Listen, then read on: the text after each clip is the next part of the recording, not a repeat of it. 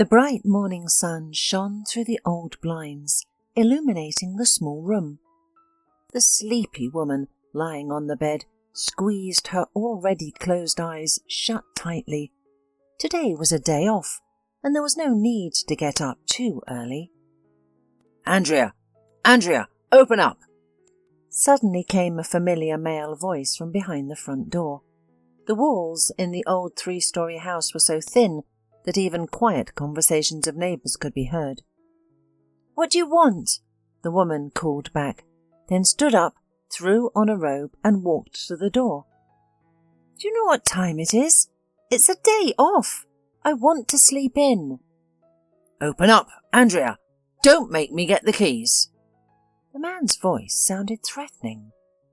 "Sydney, what do you want?" The woman took a deep breath and opened the lock. She didn't want to provoke the apartment owner into a scandal. "I want you to let me in. I have the right to come in and see how my tenants live." The thin and tall man didn't ask for permission. He sharply opened the door and stepped into the hallway. The sleepy woman did not obstruct him in any way. She knew that Sydney would do as he saw fit anyway. "You come here every day already," Andrea said unhappily. The owner of the apartment indeed often visited them, and Andrea knew exactly why he did it.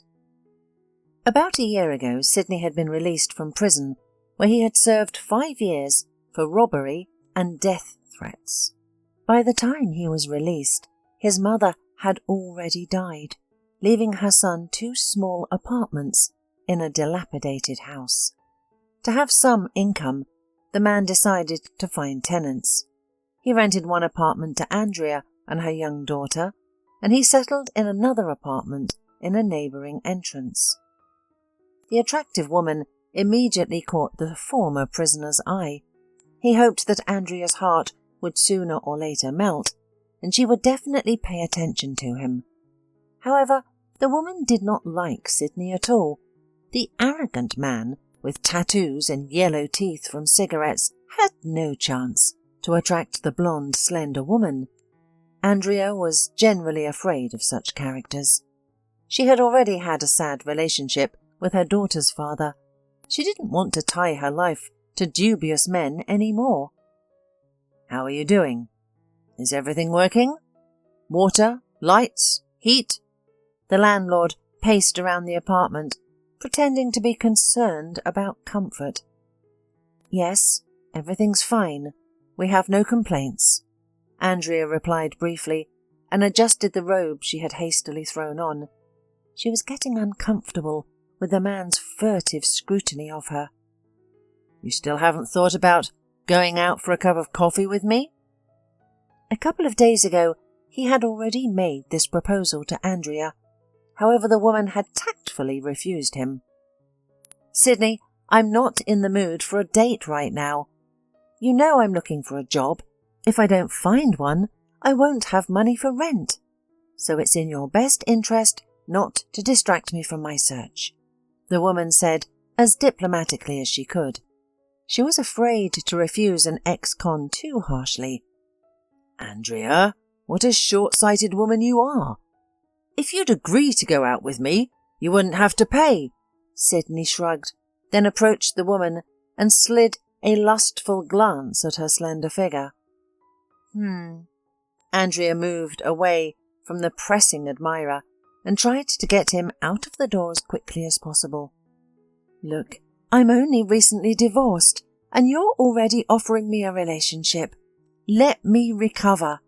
My ex drained me completely, so I don't even think about men anymore." "Well, I'm not him," Sydney smiled. "I would never hurt a woman like you." "I believe you, but still." Andrea went to the door and took the handle defiantly. She wanted to let the man know that their conversation had come to an end. "Okay, I understand," the man muttered unhappily and obediently left the apartment. But before Andrea closed the door behind him, he turned around and added, "Anyway, you think about the date." "I will." After the ex-convict left, The woman exhaled with relief. It was getting harder and harder to get Sydney out each time. Andrea decided that as soon as she got a new job, she would definitely move out of this terrible place. A former colleague told her about a new job opportunity. The friend had gotten a job in a large firm. The company needed cleaning staff, and the salary offered was not bad. Such an offer seemed quite tempting to Andrea. She used to sell at the market. Every time there was a theft in the store, the bosses didn't want to suffer losses. To compensate for shortages, the owner constantly deducted an impressive amount of money from the employees' salaries. At first, Andrea acquiesced to such exploitative working conditions, but the longer it went on, the more money was deducted from her monthly payments. Eventually, the woman grew tired of this policy. She didn't want to work for free anymore. Andrea needed to pay rent and feed and clothe her 9-year-old child. After the divorce, her daughter's father didn't pay the former family a penny. Andrea even filed an application with the court to establish alimony, but very soon the woman received a letter of refusal. The court notice stated that according to the results of a DNA test, the girl had no family ties with Andrea's ex-husband. After reading this document, the woman was hysterical. Her daughter was not just her father's daughter, she was his real copy. However, Andrea decided not to argue with her husband. She realized how her former spouse had pulled off this tricky scheme. He had relatives who worked in a private lab. He could easily convince them to fake all the necessary results and then claim he wouldn't pay alimony for someone else's child. So Andrea decided not to prove anything to the court. She did not want to spend either time or money on it. Taking advantage of the test results, the woman crossed out her husband's name from all of Kim's documents. Left alone with a young daughter, Andrea worked hard. After voluntarily leaving her job at the store, she decided she would no longer work in retail. The bosses always punished ordinary employees for stolen goods. Now she carefully avoided jobs that required material responsibility. One day, Andrea accidentally met a former colleague who had recently started working as a barmaid at a large firm. The acquaintance took pity on the lonely, unemployed woman and shared information about a vacancy in the same organization. Her friend explained that the company urgently needed a cleaner. "Oh, you'd be a great help. I haven't been able to find anything suitable for a month now," Andrea complained. "All I keep finding are sales positions." "Yes, I had a hard time finding a suitable job too, but now I'm happy. The company is large and doesn't skimp on decent salaries. Vacation, sick leave, everything is provided." The barmaid gave Andrea the address and phone number of her organization, and the woman said a goodbye. For the first time in a while, Andrea felt hopeful. Now all she had to do was go to the personnel department for a short interview. "Hi, may I come in?" the excited woman asked, opening the door ajar and peeking inside. About 10 employees were in the office, each so busy that they paid no attention to the visitor. Andrea approached one of the women sitting at a computer. Finally, the employee looked up and noticed her. "May I help you?" she asked kindly. "Yes, I'm here for an interview. I was told to come to room 211. "What position are you applying for?" "I heard you were looking for office cleaners." "Okay, just a moment," the woman said. She left her desk, walked to the back of the room, and quietly spoke to another woman. After they exchanged a few words, the clerk looked in Andrea's direction and waved her over. Andrea followed the same path and approached the woman's desk. Next to her computer was a sign that read, "Head of Personnel Department." "Good afternoon. Are you Andrea Presnell?" the woman asked, glancing at the applicant's profile. "Yes, I called yesterday about the job, Andrea replied, timidly perching on the edge of her chair. I see, the woman replied indifferently. You used to work in retail? Why did you leave? Usually people who can't find work elsewhere come to us as janitors, but in your case it's the opposite. Well, in retail you have to be responsible for the safety of goods, so I'd rather not go back to that field. I understand, the woman said thoughtfully, then continued. But do you think cleaning work doesn't come with responsibilities? We have a lot of expensive equipment here. There was even a case when our employee was cleaning a window, accidentally knocked over a bucket of water, and ruined a new printer. We didn't dock his pay, of course, but it's unpleasant when someone from our team acts carelessly. No, I'm a very responsible person, Andrea said, regretting that she'd revealed the true reason for leaving her store job. She worried the HR manager might have gotten the wrong impression. I'm conscientious about every task I undertake. All right, the woman said without much interest. We'll call you later when we've decided. Later? Andrea was surprised.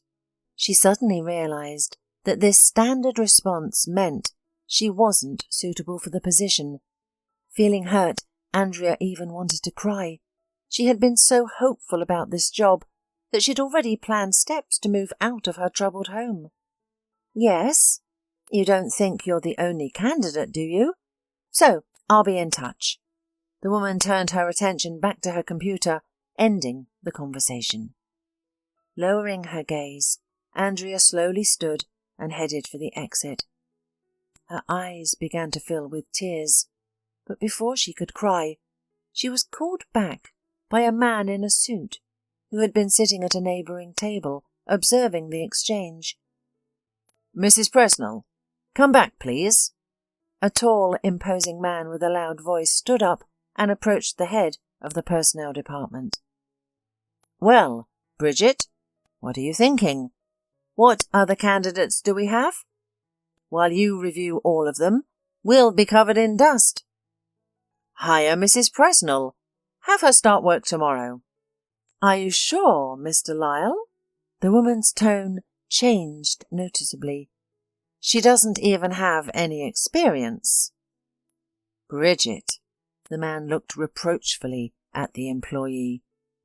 You're not hiring her to be a lawyer. What experience? In what? Mopping floors? Are you serious? The man glared at his employee. He clearly disliked how uncooperative she was being with the candidate. All right, as you say, Bridget relented under the director's pressure. After all, he was her boss, and she didn't want to challenge his decision. After the conversation, the man hurriedly left. As he passed by, Andrea smiled slightly at her saviour. In response, Mr. Lyle nodded approvingly. Bridget, with undisguised discontent, accepted the necessary documents from the applicant and drew up the employment contract. From the next day, Andrea could finally start work and become a full-fledged employee of a large law firm. She cleaned the floors in the offices and corridor, dusted, and ensured that the hygiene products in the restrooms were replenished. Andrea's work was physically demanding, but she was satisfied. She received her paycheck on time. No one withheld any shortages from her. Very soon, she moved out of her old apartment into a more comfortable one nearby. Her daughter Kim was also happy about the change. Along with the move, Andrea changed Kim's school. Now the girl studied in a bright, spacious institution. Sometimes in the afternoon, Kim came to her mother's workplace, not wanting to be alone at home after school. At first, Andrea worried that her bosses would object to the child's presence, but the employees understood her situation. Bridget, too, had no objections to the girl being near her mother. After the conversation with the director during the interview, she generally preferred not to criticize the new employee. The lady feared incurring Mr. Lyle's wrath. Her salary was high, and she didn't want to lose her comfortable position because of a cleaner. "Mum, I've wiped off all of the dust. What else can I do for you?" the girl asked, running up to her mother, who was mopping the hallway floors. "Oh, thank you, Kim. What would I do without you? You've grown into such a helper," Andrea said with a smile, gently embracing her daughter. "That's right, she is your helper," came a man's approaching voice. It was Mr. Lyle, who had overheard the cleaning lady's words as he left his office. "Thank you," Andrea smiled timidly. "How are you doing here? Getting along? Everything okay?" the director inquired. It was the first time he had spoken to Andrea since the incident in the HR office. "Yes, everything's good. I like it. The working conditions and salary are satisfactory, and my daughter can be close to me. I don't have anyone to leave her with after school." "It's good that you're happy with everything." The director smiled, then turned to Kim. "Just don't work too hard here, or they'll say we're exploiting child labour." Andrea laughed. "What exploitation? She's just playing around, waving a rag and pretending she's cleaning the whole office." They all laughed and then went about their business. Andrea genuinely liked the director of the law firm. Although he owned a company, there was something kind and human about him that many other wealthy people lacked. Andrea knew that Mr. Lyle was married to an unpleasant woman named Debbie, the daughter of a big shot in the city. The law firm's employees disliked it when the director's wife visited the office. Such visits were infrequent, but always left a bad impression. Debbie always behaved arrogantly towards employees, as if she owned the organization. Despite lacking legal education or understanding of the company's operations, she didn't hesitate to lecture the employees. Andrea had seen the director's wife only once. She noticed that the tall, slender Debbie was obsessed with her appearance. Employees rumoured that the boss's wife earned money by selling courses on the internet. Andrea had never been interested in internet content, so she didn't understand what kind of work it was. But soon the cleaner not only became acquainted with Debbie's activities, but also became an unwilling participant in them. One day, when Kim, as usual, came to her mother's workplace after school, Andrea casually complained about feeling unwell. Her muscles ached, either from physical labour or an impending illness. "Mum, let me mop the floors for you. I'm old enough to do it myself, and you can rest," Kim pleaded, pained to see her mother suffering. "Don't worry, Kim. I can manage on my own. As Mr. Lyle said, we can't exploit child labour." "OK, what about dividing the work? I'll mop the floors and you dust the windowsills. At least you won't be hunched over with your bad back," the wise girl insisted. "If you collapse now, it'll be much worse." "All right," Andrea conceded, lacking the energy to argue further. "Let's split it." They did as Kim suggested. The girl diligently cleaned the floors in the half-empty office, while her mother dusted the equipment, tables and windowsills. Suddenly the director's wife entered. At the sight of a schoolgirl with a mop, she was dumbfounded. "What's this? Who are you? And what are you doing here?" Debbie demanded, approaching Kim. "Washing the floors," Kim replied fearfully. "Ah, you're washing the floors," the woman smirked, then turned to Andrea. "Is this your daughter?" "Yes." "How fragile people nowadays." Debbie laughed loudly. "Our cleaners can't manage on their own, so they're bringing in children and grandchildren. It's just that my mum wasn't feeling well, and I wanted to help her," Kim tried to explain. "Uh-huh. Then help more thoroughly," Debbie said, then defiantly kicked over the bucket of water. Dirty water instantly spilled across the office floor. Kim cried with resentment, but quickly grabbed a rag and began mopping up the spill. "Oh, yes!" Cinderella grabbed the rag. Debbie exclaimed. Kim and Andrea watched in disbelief as the boss's wife pulled out her smartphone and started filming the scene. Lisa was seething with rage. She felt so bad for her daughter that she wanted to grab the spoiled brat by the hair and drag her face into the muddy puddle. But Andrea held back. She was the director's wife, and Andrea didn't want to lose her job over her emotions. Instead of interfering with the unpleasant filming, Andrea took a rag and began to help Jana collect water from the floor. This gesture only amused the heartless woman more. She laughed loudly, filming and actively commenting on everything that was happening. During the recording, Debbie made derogatory remarks about the cleaning lady, using the word slave several times. This wasn't just for the video, it was Debbie's way of thinking. Growing up in a wealthy family, she always saw service staff as the lowest stratum. She never considered ordinary labourers as people, always trying to insult or cruelly offend them when possible. Debbie's terrible behaviour often went unpunished. Many were afraid to object to the daughter of a wealthy businessman. But sometimes people dared to cross her, which she took extremely personally.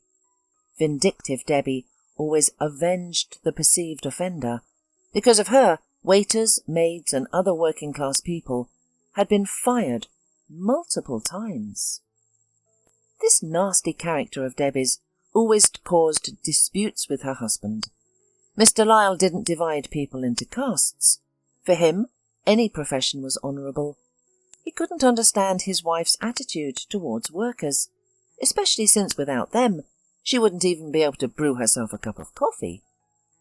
In the midst of events, the director suddenly appeared in the office. "Debbie, stop filming now! What are you doing here?" the man said in indignation, so loudly that everyone flinched. "Are you out of your mind? How are you behaving? You know, it's you who need to be taught a lesson. Grab a rag and clean up this filth." No one expected such a harsh reaction from the director. Even Debbie stood dumbfounded. "What do you think you're doing, Jake? How dare you talk to me like that? I'm going to call my dad, and you'll be on the street in no time." The insulted woman's eyes burned with hatred. "Call whoever you want. This is my company, not your father's." The couple argued and shouted at each other for a few more minutes. Andrea became so uncomfortable with the whole situation that she decided to try and defuse the conflict. She approached Debbie and said modestly, "I'm sorry, I shouldn't have trusted my daughter to wash the floors. She left the bucket right in the middle of the aisle, and you must have accidentally knocked it over. We'll clean it up right away. You don't have to fight about it." "Of course you will. What else are you here for?" Debbie replied arrogantly and looked defiantly into her husband's eyes. The director only shook his head and then silently left. Closed in his office, Mr. Lyle couldn't compose himself for a long time. He was shaking with anger. He realized that he had arranged a family scandal in front of his subordinates in vain, but his wife's defiant behaviour had so infuriated him that he simply couldn't restrain himself. After the incident, Andrea and Kim finished cleaning and then left for home, upset. As for Debbie, she harboured a grudge against her spouse. She wanted her husband to admit he was wrong and apologise for embarrassing her in front of ordinary workers. But Jake felt no guilt, so Debbie decided she would definitely take revenge on her husband. She called her influential father and arranged a meeting in a restaurant. The spoiled woman spent hours persuading her wealthy father to make Jake lose his successful law firm. She accused her spouse of infidelity and aggressive behaviour, lying desperately and even squeezing out a tear, carefully blotting her thickly painted eyes. From the emotional story of his favourite daughter, the influential father became furious. "Why did you keep silent before? I would have put Jake in his place long ago. No one dares to offend my dear daughter." I thought everything would work out and our relationship would improve, but I was wrong. Things got worse." The woman lied brazenly. She wanted to use her father's blind love to take revenge on her spouse. The breakup had been brewing for a long time. They were too different. The passion long gone, and there was nothing else between them. Without thinking long, the millionaire called his son-in-law and gave him a real beating. "How dare you treat my daughter like that? Do you think I can't take everything away from you? Half your clients are good friends of mine. All I have to do is snap my fingers, and they won't use your services any more. In that case, your firm will go under." "Mr. Wise, I didn't do anything wrong to Debbie. We had a fight because of her behaviour in my office." The man knew how his father-in-law felt about his daughter, so he didn't understand how to resolve this conflict peacefully. "Ask her for forgiveness and pray that she forgives you. Then I'll think twice about keeping your company." "Why should I apologise? It's not my fault." Jake understood that if his wife held a grudge against him, no apology would help. It remained only to try to convince his father-in-law not to interfere with the work of his firm. But this was also a dubious idea, since Mr. Wise listened to no one but his daughter. While the squabbles between father-in-law and son-in-law were gaining momentum, a satisfied Debbie pushed the video on the internet, which depicted Andrea with her daughter. For some unknown reason, the woman thought that the video was very funny and amusing. The video attracted significant interest, quickly amassing hundreds of thousands of views. Despite widespread condemnation of its creator, Debbie was pleased with its popularity. The scandalous content brought in many views, consequently, new advertisers. Andrea, unaware of her sudden fame, became an overnight sensation. Many viewers sympathized with her plight, commenting that no one deserves such rude treatment. Conversely, Debbie was labelled a stupid rich girl, willing to bully ordinary employees for dubious publicity. Andrea, not being on social media, only learned of her popularity on Monday morning when a friend showed her the clip and the supportive comments. Initially furious that the director's wife had posted the video online, Andrea's anger turned to satisfaction after reading the comments. At the same time, about Debbie, people absolutely did not restrain themselves in statements. Enthused by this support, Andrea even created her own social media account, quickly gaining many subscribers who sent messages of encouragement. While the internet buzzed with heated debates about the viral video, real-world events were unfolding too. Mr. Wise, unhappy with his son-in-law's treatment of his beloved daughter, decided to confront him personally. "Well, have you decided how we'll handle this situation?" the man asked with unconcealed arrogance. "What do you mean?" Jake replied, perplexed. "Debbie's been living at my house for a week now. She says she's not going back to you. She wants a divorce." "I know. We've discussed it. The lawyers have already started the process. We'll divide the assets and go our separate ways." "No, that won't do. The firm must be fully owned by my daughter. It'll be compensation for how you've treated her." "What?" Jake exclaimed in surprise. "Debbie has nothing to do with the company. I founded it and made it successful. If your daughter wants compensation, I suggest leaving her the house and other real estate, but she won't have the firm." "It'll be as I say," Mr. Wise replied angrily. "Think about it. If you don't agree, I'll bankrupt the company in days. How many people will lose their jobs because of your pride? It's better to give up the company voluntarily. Let it continue without you, rather than disappear entirely." These words from the old millionaire shocked Jake, but he knew all too well that Mr. Wise had the means to carry out his threat. Not wanting to jeopardize his employees' livelihoods or deprive clients of quality legal services, Jake reluctantly decided to transfer management to his wife. Left without his beloved job, Jake fell into despair. He had come a long way to achieve success, and he had done it without help. But how wrong he was to marry Debbie, a woman of stunning beauty but vindictive nature. Now she was the director of his company, and Jake tried to drown his sorrow in alcohol. Meanwhile, Debbie, upon assuming her new role, immediately terminated Andrea's employment. However, when the cleaner learned about the change in ownership, she had already decided to leave the company. Andrea had money for the first time. She saved a small amount while she was working, but now the woman was forced to look for a new vacancy. One day, as she browsed job listings online, she received an unexpected message. It was from an elderly woman who had stumbled upon the viral video featuring Andrea. The stranger claimed that Andrea bore a striking resemblance to her daughter, who had passed away 6 months ago. To support her claim, the woman sent several photos of her deceased daughter. Andrea was shocked when she saw the pictures. The resemblance to this stranger was uncanny. Intrigued, Andrea decided to meet the woman. "Hello," Andrea said as she approached a table in the cafe where an elderly man and woman sat.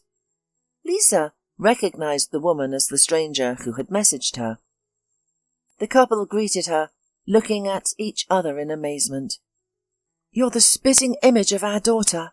We can't believe it. How can two unrelated people look so identical?" "I agree. It's astonishing," Andrea replied as she sat down. "Those pictures you sent me left me speechless too." "May I ask where and when you were born? Who are your parents?" asked the man. "Actually, I'm from an orphanage," Andrea began, recounting her difficult past to the elderly couple. "My parents abandoned me at birth. At least, that's what my file says. I lived in the orphanage until I was 6, then a single woman adopted me. She passed away shortly after I became an adult." Upon hearing Andrea's story, the couple sat in stunned silence. Tears welled up in their eyes, and the man shook his head, as if in denial. Andrea watched their emotional reaction with growing bewilderment. "What's wrong?" she asked, concerned. "Why are you reacting this way?" "Oh dear," the man sighed. "We have our own sad story. Many years ago, at the height of our careers, my wife and I learned we were going to be parents. Midway through the pregnancy, the doctor told us we were having twins. Joy overwhelmed us as we prepared for the birth of 2 daughters, but when the labour came, everything went awry. The midwife entered the room with only 1 girl, saying the second baby hadn't survived. We wanted to say goodbye to our lost daughter, but the doctor convinced us it was better not to. He claimed that in his experience, it's too difficult for parents to overcome the loss afterward. We never got to hold our little girl. She was buried by the medical staff." "I'm so sorry for your loss.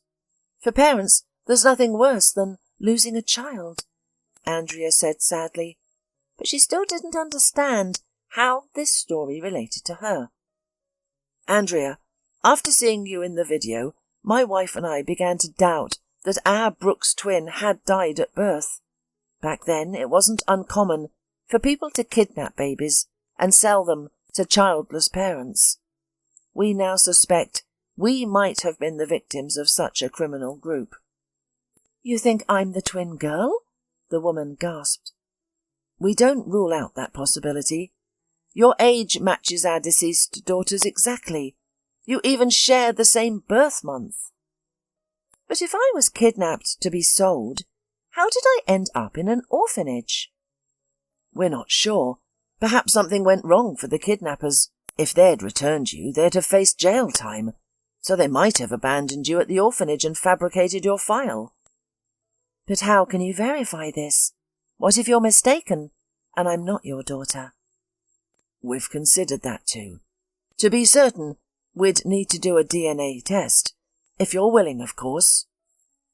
Andrea was stunned by this revelation. She agreed to provide a DNA sample, and the The DNA test results shocked everyone involved. The analysis confirmed that Andrea was indeed the daughter of the couple. The parents embraced the woman as if she had risen from the dead. As for Andrea, at first she couldn't believe what was happening, but gradually she began to adjust to the idea that she was no longer an orphan. Andrea and her daughter moved into her parents' spacious house. The couple turned out to be wealthy people, and it was obvious that their newly found daughter wouldn't need anything. Andrea no longer worried about where she'd live when her meagre savings ran out. A couple of months later, Andrea bumped into an old acquaintance. The barmaid, who had once helped her get a job at a law firm, told her about significant changes at the office. After the director's departure, the organization's business had rapidly deteriorated. Uneducated and inexperienced in management, Debbie had essentially ruined the company. Her father was extremely displeased with his daughter. Soon he learned that she had misled him. It turned out that Jake had never mistreated his wife. The situation was quite the opposite. And what about the former director? Do you know where he is now? What he's doing? Andrea inquired about the man who had repeatedly stood up for her when she was a cleaning lady. Oh, they say he's become an alcoholic. After losing his company, he became disillusioned with life. That's terrible, Andrea said sadly. But do you know where I can find him? I do. He has a house in the neighbourhood near Aspen Lake. It's the most beautiful one there. Without hesitation, Andrea went to see the man. She wanted to help her former boss overcome his addiction, feeling guilty about what had happened. Hello, Mr. Lyle. Andrea smiled when a familiar man opened the door. Ah, Andrea, what brings you here? Replied the unshaven Jake, surprised. I came to talk to you. The man invited his former cleaner into his house. Over tea, Andrea shared her amazing story about her parents. Then she made an interesting proposal. My father owns a construction business. He needs a skilled and experienced lawyer. As soon as I heard about it, I thought of you. Perhaps you'd consider the offer? You're a brilliant and ambitious man. Don't ruin your life over a lost firm. Everything in this life is replaceable. The woman's words impressed Jake and also made him feel awkward. He realized that indeed he was a mature, strong man, and he shouldn't drink, but try to rebuild everything. Jake accepted Andrea's father's proposal and began working as a lawyer in the construction firm. Often crossing paths with Andrea at his employer's house, Jake realized he had developed feelings for this modest, soulful woman. Soon, he and Andrea began a romantic relationship. Andrea's parents were delighted that their daughter had found someone special. They liked Jake very much, seeing him as a decent and intelligent man. After a couple of months, Andrea moved with her daughter to Jake's house. Following his divorce, the mansion had remained in his ownership. Jake proposed to Andrea, and they began planning their wedding. One day the doorbell of the huge mansion rang. Jake opened the door and was stunned to see his former wife standing there. Debbie said hello and walked into the living room uninvited. How are you doing, honey? She asked, eyeing her ex-husband playfully. I'm fine, though I'm certainly not your honey any more, the man replied calmly. He had long ago moved past the situation with the firm and felt no negativity towards Debbie. I'm doing fine too. I was wondering if we could try again. After all, we have a lot in common, Debbie said, though she didn't really believe it. She had driven the law firm to bankruptcy, fallen out with her millionaire father, and her online activities no longer brought her income. As a result, Debbie was at a loss and hoped her ex-spouse might want to reconnect. I'm sorry, Debbie, but you've come to the wrong place. And why is that? As soon as she asked, Andrea appeared behind Jake in casual clothes. What are you doing here? Debbie exclaimed. First of all, hello, Andrea replied calmly. And secondly, what are you doing in our house? Your house? Debbie shrieked. This is my house. Cleaning ladies have no place here. Listen, Debbie, Jake intervened, trying to stop his ex-wife's rudeness. We're divorced. You got my firm, which you ruined, and I kept this house. It's not yours anymore. You mean you're living here now with that poor cleaner? Debbie sneered. I mean that I'm truly happy now. I finally have a woman I love who doesn't judge people by their social status. Jake couldn't help but retort. Debbie tried to object, but Jake didn't let her.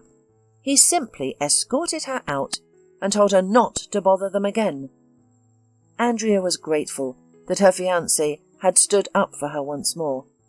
Since she first met Jake, he had always treated her with kindness and respect. Soon after, the couple married. Jake adopted Kim, giving her his last name. Andrea now understood what true love and a good partnership meant. Jake became a wonderful father to Kim, and Andrea often thought with a smile, how unpredictable are the paths that lead to happiness.